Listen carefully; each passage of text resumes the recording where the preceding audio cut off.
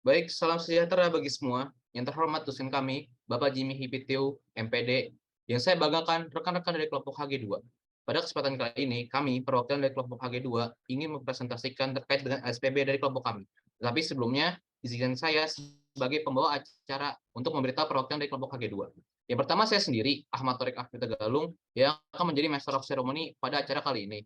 Kemudian pembicara pertama kami, Aulia Kurnia Ramadhani, pembicara kedua, Ibrahim Akini Salat Farhan, pembicara ketiga Muhammad Agastasya Samyaji, pembicara keempat Ardian Syahri Nugroho, dan pembicara kelima kami Yasser Rehan Ali.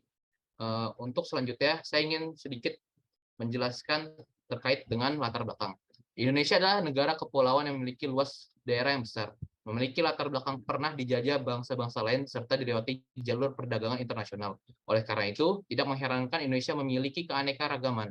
Karena itu Indonesia memiliki semboyan Bhinneka Tunggal Ika yang artinya berbeda-beda tetap satu.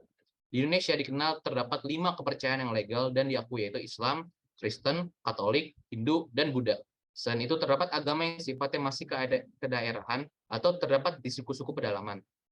Indonesia berasal dari Sabang sampai Merauke memiliki ratusan suku yang menempati pulau-pulau yang ada. Contohnya suku Batak, Toraja, Mentawai, Dayak, suku Bugis, Makassar, serta sebagainya. Tidak hanya suku saja, tetapi bahasa yang dimiliki bangsa Indonesia sangat beragam. Misalnya bahasa Sunda, bahasa Betawi, bahasa Jawa, bahasa Papua, dan lain-lainnya. Namun, walaupun memiliki banyak bahasa daerah, tapi penduduk Indonesia dipersatukan bahasa Indonesia yang menjadi bahasa nasional. Keberagaman adat norma ini bisa tumbuh berasal suku-suku yang terdapat di Indonesia. Contoh sederhananya itu tentang ritual pernikahan. Walaupun mempunyai agama yang sama, contohnya Islam, tapi secara lebih jelas ya terdapat beraneka ragam kebudayaan yang tumbuh di dalam masyarakat sesuai dengan budaya masing-masing. Mungkin untuk selanjutnya saya langsung serahkan kepada pembicara yang pertama yaitu Aulia. Waktu dan tempat kami persilahkan. Baik, terima kasih Torik. Selanjutnya yaitu pengertian dan tujuan kewajiban warga negara. Yang saya akan bahas pertama adalah kewajiban. Kewajiban berasal dari kata wajib yang artinya tindakan yang harus kita lakukan dan laksanakan. Wajib menurut KBBI edisi 5 memiliki beberapa poin pengertian seperti harus dilakukan, tidak boleh dilaksanakan atau ditinggalkan. Artinya kewajiban memang benar-benar harus dilakukan dan harus dikerjakan. Kewajiban warga negara adalah hal utama yang harus kita lakukan dalam memenuhi tanggung jawab kita sebagai warga negara. Tujuan dari kewajiban warga negara adalah untuk menciptakan ketertiban, ketenangan, dan menghasilkan sebuah keharmonisan yang mana dengan adanya keharmonisan kita akan terhindar dari konflik, perpecahan, maupun perseteruan yang mungkin akan terjadi. Next. Selanjutnya yaitu pengertian dari warga negara. Menurut Undang-Undang Dasar 1945 Pasal 26 Ayat 1, warga negara adalah orang-orang bangsa Indonesia asli dan orang-orang bangsa lain yang disahkan dengan undang-undang sebagai warga negara. Sedangkan menurut AS Hikam, warga negara merupakan terjemahan dari citizenship adalah anggota dari sebuah komunitas yang membentuk negara. Next. Nah, berikut adalah contoh kewajiban warga negara. Yang pertama, wajib menaati hukum dan pemerintahan sesuai pasal 27 ayat 1 Undang-Undang Negara Republik Indonesia tahun 1945. Contoh penerapannya ini, semua warga negara tidak memandang bulu, entah itu dari kalangan bawah, menengah, maupun atas, wajib menaati hukum yang berlaku di Indonesia. Yang kedua, wajib ikut serta dalam upaya pembelaan negara sesuai pasal 27 ayat 3 Undang-Undang Negara Republik Indonesia tahun 1945. Contohnya ini, kita sebagai mahasiswa melakukan pembelajaran mata kuliah warga negaraan.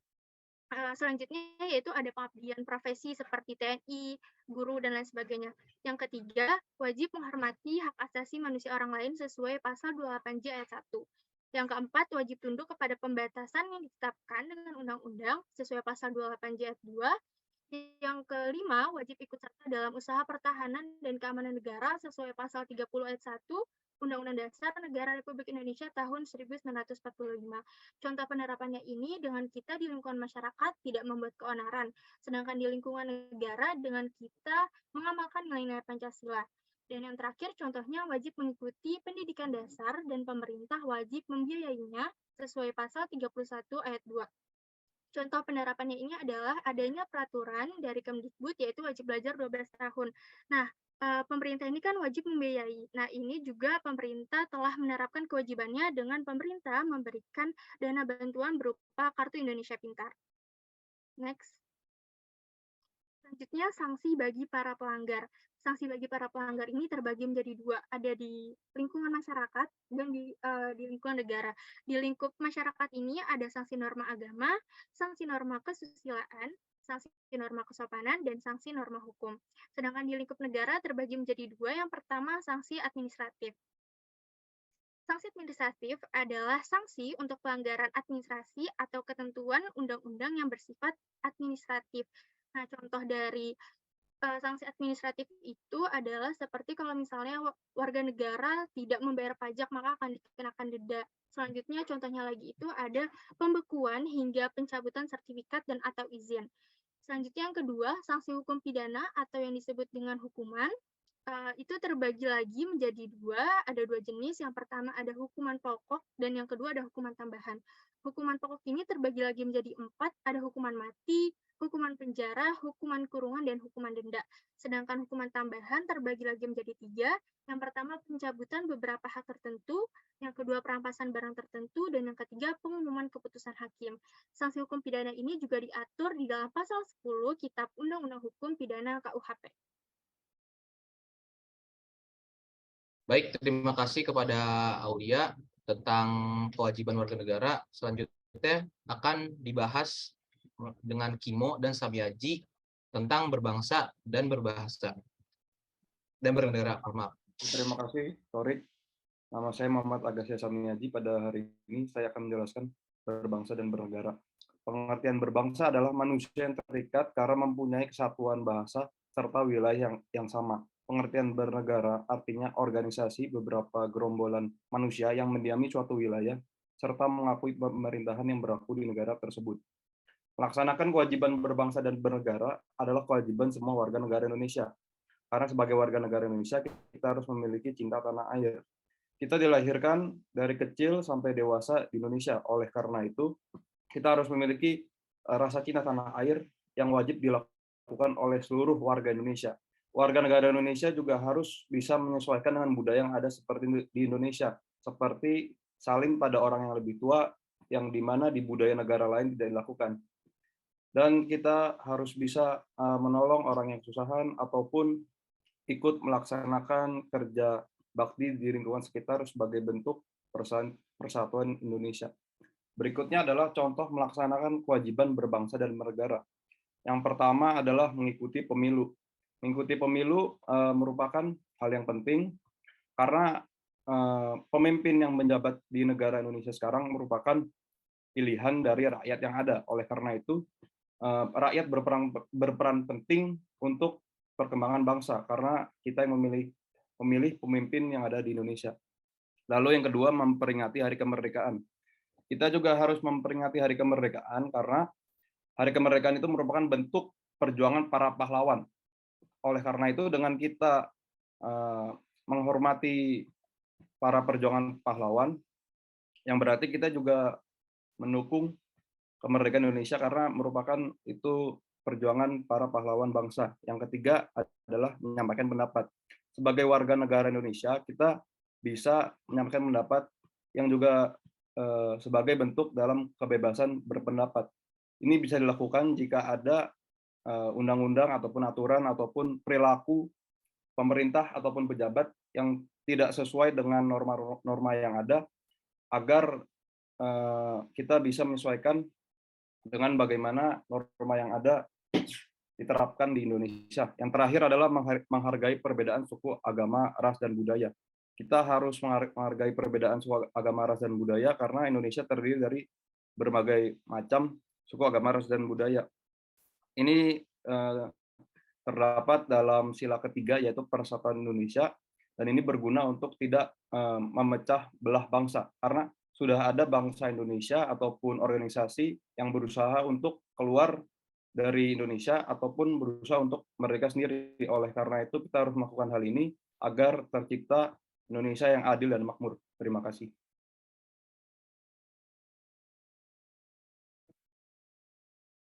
Hal yang dilakukan mahasiswa dalam menjalankan kewajiban berbangsa dan bernegara. Nah, ada 3 hal yang kewajiban bagi mahasiswa jika kita menjiwai berbangsa dan bernegara. Nah, yang pertama belajar dengan tekun. Mengapa belajar dengan tekun itu penting? Karena bagi saya sebagai mahasiswa kita termasuknya sebagai pelajar, dan pelajar itu kita harus masih belajar dan harus tekun. Dan yang kedua, menyampaikan pendapat. Bagi saya, kenapa mahasiswa harus pintar menyampaikan pendapat? Karena mahasiswa kategorinya sudah dewasa. Dan kita bukan lagi anak SMA, dan kita harus berpikir kritis. Jika kalau ada yang salah, ya kita harus menyampaikan pendapat kita sesuai apa yang jika dari pendapat itu benar. Dan yang ketiga adalah berprestasi. Kenapa berprestasi? Kita harus berprestasi karena kita harus membanggakan universitas kita sendiri.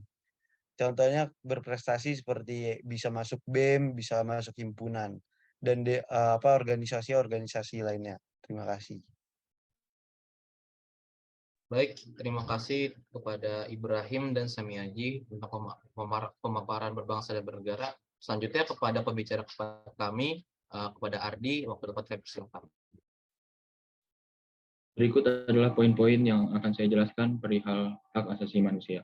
Poin pertama, pengertian hak asasi manusia. Poin kedua, perkembangan dan pemikiran HAM. Poin ketiga, HAM dalam perundang-undangan di Indonesia. Poin keempat, ciri dan macam HAM. Dan poin kelima, pelanggaran dan peradilan HAM. Pengertian HAM. HAM adalah hak-hak dasar yang dimiliki oleh manusia sesuai dengan kiprahnya. Setiap individu mempunyai keinginan agar HAM-nya terpenuhi. Tapi satu hal yang perlu kita ingat bahwa jangan pernah melanggar atau menindas HAM orang lain. Dalam kehidupan bernegara, HAM diatur dan dilindungi oleh Perundang-undangan RI, di mana setiap bentuk pelanggaran HAM, baik yang dilakukan oleh seseorang, kelompok, atau suatu instansi, atau bahkan suatu negara, akan diadili dalam pelaksanaan peradilan HAM.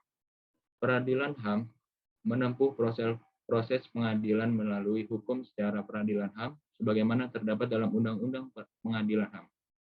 Sebagai makhluk sosial, kita harus mampu mempertahankan dan memperjuangkan HAM kita sendiri.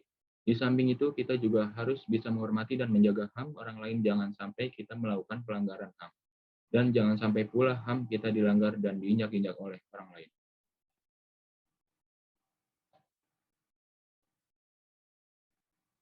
Perkembangan dan pemikiran HAM.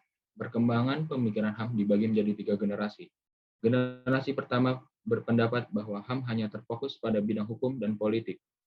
Pendapat ini dapat disebabkan akibat dampak dari Perang Dunia II.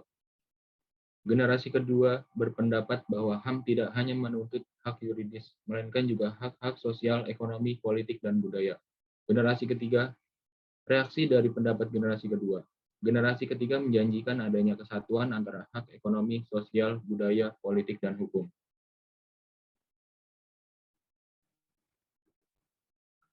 HAM dan perundang-undangan di Indonesia. Pasal 28A. Setiap orang berhak untuk hidup serta berhak mempertahankan hidup dan kehidupannya. Pasal 28B yang pertama, setiap orang berhak membentuk keluarga dan melanjutkan keturunan melalui perkawinan yang sah. Yang kedua, setiap anak berhak atas kelangsungan hidup, tumbuh, dan berkembang serta berhak atas perlindungan dari kekerasan dan diskriminasi. Pasal 28C yang pertama, setiap orang berhak mengembangkan diri melalui pemenuhan kebutuhan dasarnya. Berhak mendapat pendidikan dan memperoleh manfaat dari ilmu pengetahuan dan teknologi, seni dan budaya, demi meningkatkan kualitas hidupnya dan demi kesejahteraan umat manusia.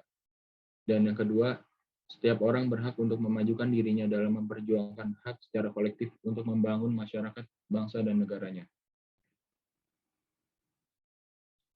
Ciri dan macam HAM. Hak asasi manusia dicirikan dengan yang pertama bersifat esensial. Artinya hak asasi manusia adalah hak setiap manusia yang ada sejak lahir. Yang kedua bersifat universal. Artinya hak asasi manusia berlaku bagi semua manusia tanpa memandang status, ras, jenis kelamin, atau perbedaan lainnya. Poin ketiga bersifat irrevocable. Artinya hak asasi manusia dapat dicabut dan dikesampingkan. Dan yang terakhir tak terpisahkan. Dengan kata lain, semua hak milik semua orang. Next slide. Pelanggaran dan peradilan HAM. Pelanggaran HAM. Pelanggaran HAM adalah setiap perbuatan seorang atau kelompok orang termasuk aparat negara baik disengaja atau tidak disengaja atau kelalaian yang secara hukum mengurangi, menghalangi, membatasi, dan atau mencabut HAM. Seorang atau kelompok orang yang dijamin oleh undang-undang dan tidak didapatkan atau dikhawatirkan tidak akan memperoleh penyelesaian hukum yang berlaku. Dengan demikian, pelanggaran HAM merupakan tindakan pelanggaran kemanusiaan baik dilakukan oleh individu maupun oleh institusi negara atau institusi lainnya terhadap hak asasi individu lain tanpa ada dasar atau alasan yuridis dan alasan rasional yang menjadi pijakan. Pelanggaran dan peradilan HAM. Pelanggaran dan peradilan HAM yang bisa kita ketahui yaitu yang pertama Gerakan 30 September atau PKI pada tahun 1963, yaitu pembunuhan terhadap 7 orang pahlawan revolusi yang disusul oleh pembunuhan terhadap 500 orang yang dituduh PKI. Yang kedua kasus Timur pada tahun 1971 hingga 1977 dan 1977 hingga 1982. Dan yang kedua kasus peristiwa Tanjung Priok pada tahun 1984 dengan pembunuhan terhadap kelompok umat Islam. Oke, next slide. Baik, terima kasih kepada Ardiansyah Nugroho terhadap pemaparannya mengenai hak asasi manusia. Kemudian pembicara terakhir kami kepada Yaser, waktu tepat kami silakan untuk mempresentasikan. Terima kasih, Torik. Di sini saya akan membicarakan tentang hak warga negara. Hak warga negara adalah hak yang melekat pada diri manusia dalam kedudukannya sebagai anggota atau warga sebuah negara. Hak warga negara timbul atau ada karena peraturan perundang-undangan yang berlaku di negaranya. Hak warga negara juga dapat dikatakan sebagai keistimewaan yang diberikan oleh peraturan perundang-undangan yang menghendaki agar warga negara diperlakukan sesuai dengan keistimewaan tersebut. Next slide. Di sini ada pasal-pasal tentang hak warga negara menurut Undang-Undang Dasar 1945. Yang pertama ada pasal 27 ayat 2, hak untuk mendapat pekerjaan dan penghidupan yang layak. Yang kedua, pasal 28B ayat 1, hak untuk membentuk keluarga dan melanjutkan keturunan melalui perkawinan yang sah. Yang ketiga, pasal 28E ayat 3, hak kebebasan untuk berserikat dan berkumpul, mengeluarkan pikiran dengan lisan dan tulisan. Yang keempat, ada pasal 28B ayat 2, hak anak atas kelangsungan hidup, tumbuh dan berkembang, serta berhak atas perlindungan dari kekerasan dan diskriminasi. Yang kelima, pasal 28C ayat 1, hak untuk mengembangkan diri melalui pemenuhan kebutuhan dasarnya, mendapat pendidikan dan memperoleh manfaat dari teks seni budaya. Yang keenam, ada pasal 28 ayat 1, hak untuk mempunyai hak milik pribadi, hak untuk hidup, hak untuk tidak disiksa, hak kemerdekaan pikiran dan hati nurani, hak beragama, hak untuk tidak diperbudak, hak untuk diakui sebagai pribadi di hadapan umum, dan hak untuk tidak dituntut atas dasar hukum yang berlaku surut adalah hak asasi manusia yang tidak dapat dikurangi dalam keadaan apapun. Yang ketujuh, pasal 28C ayat 2, hak untuk memajukan dirinya dalam memperjuangkan haknya secara kolektif untuk membangun masyarakat, bangsa, dan negaranya. Yang kedelapan adalah pasal 28D ayat 2, hak untuk mendapat pengakuan, jaminan, perlindungan, dan kepastian hukum yang adil dan layak dalam hubungan kerja. Yang kesembilan ada pasal 28D ayat 3, hak untuk memperoleh kesempatan yang sama dalam pemerintahan. Dan yang terakhir, ke-10 ada pasal 28D ayat 3, hak untuk mendapat status keluarga negaraan. Baik, terima kasih kepada Yaser dan terima kasih kepada semua pembicara pada acara kali ini. Mungkin sebelum saya menutup, saya sedikit ingin memberikan kesimpulan terhadap acara kali ini. Sebagai warga negara Indonesia, wajib untuk mempelajari dari apa yang teman-teman saya paparkan pada halaman, dan sebagai warga negara, wajib untuk mempunyai dan memiliki ilmu-ilmu tentang kewarganegaraan. Hal tersebut sangat penting karena kita sebagai warga negara Indonesia wajib untuk mengikuti peraturan yang tertera pada halaman sebelumnya. Dan yang pasti harus mengerti tentang dasar-dasar dari topik-topik yang teman saya sampaikan. Mungkin hanya segini presentasi dari kelompok kami, kelompok HG2. Terima kasih atas perhatiannya. Sekian.